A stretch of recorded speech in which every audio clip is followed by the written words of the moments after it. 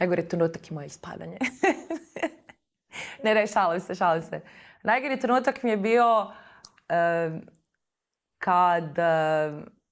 kad smo na odbojci bili i onda sam zviznula nogom o kamen. Ozlijedila sam se i onda sam se pravila da sam dobre volje.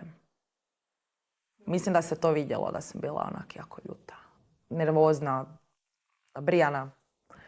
Uglavnom, ljutila sam se na samu sebe i to mi je bio najgori trenutak što zapravo samo nisam trebala, što nisam rekla, ljudi, bubnula sam se u ogradu, ajme pustite da malo plutam i pustim suzu pa ću se vratiti.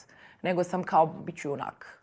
Biće to sve dobro, i onda je najbolje kad su cure 3-4 dana kasnije shvatile da imam ovakvu ogrebotinu na nozi. Srećom mogla sam biti u cipelama. Kasnije, na koktel ceremonijama.